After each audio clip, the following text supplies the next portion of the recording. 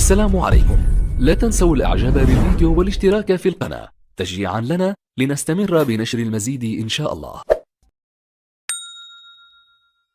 هاو جابها في مؤخرة زكي محمد.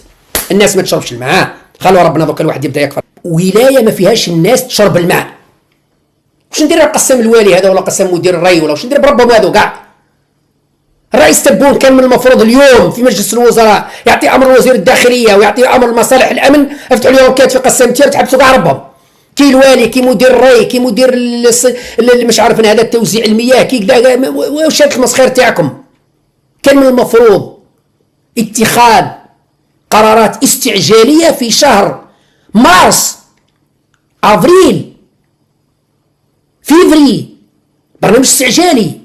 اذا كان لازم تحفروا تيوات تجيبوا الماء من عين صالح تطلعوهم في شهرين 3 شهور تكملوهم استعجالي. اذا كان لازم ترحلوا قسام الشعب تاع تيارت كله ترفدوهم وتدوهم تحطوهم في فوكا ولا في مسلمون وين كاين تحليه المياه حطوهم. 2024 الناس ما زالت تموت بالعطش في ولايه من ولايات من اقدم الولايات في تاريخ البشريه تيهرت. مش راح نسكتوا عليكم الا ما سكتناش على بوياتكم، مش راح نسكتوا عليكم الا ما سكتناش على اصحاب الكازمات، ما نسكتوش على اولاد الكازمات، الا ما سكتناش على الحركه ما نسكتوش على اولاد الحركه، الا ما سكتناش على الخونه ما نسكتوش على اولاد الخونه. وولد الفار حفار، ولد الفار حفار، ولد الحركي يخرج حركي، ولد الخاين يخرج خاين، ولد المتملق يخرج متملق، ولد الشيات يطلع شيات، كسكسلو يطلع الاصلو، كسكسلو يطلع الاصلو. 5 سنين ما درنا والو. 5 سنين لحد الان مقارنه بالملايير اللي خسرناها، مقارنه بالميزانيات الضخمه اللي خسرناها، بكل صراحه ما درنا والو. وصلنا في 2024 وين سكان في تيارت يموتوا بالعطش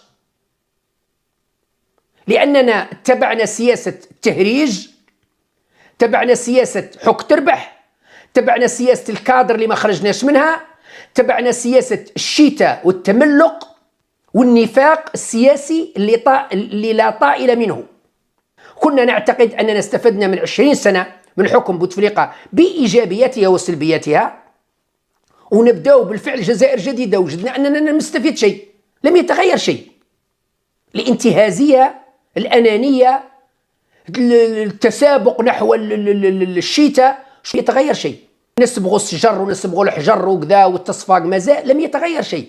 الناس تموت بالعطش في 2024، لم يتغير شيء، لم يتغير شيء. درك مع البداية نبدأ نطرش في الهضرة. الشياتين يتسابقون لإرضاء رئيس الجمهورية باش يرضى عليهم ويعطيهم مناصب ويعطيهم قطع أراضي ويعطيهم مناصب لأولادهم وأخواتاتهم وخاوتهم وعماتهم. ولما نقولوا الحقيقة يقول لك أنتم عملاء وخونة وأبواق الخارج. يا ناس خافوا ربي، خافوا ربي في البلاد وفي العباد وفي الأجيال القادمة. خافوا ربي.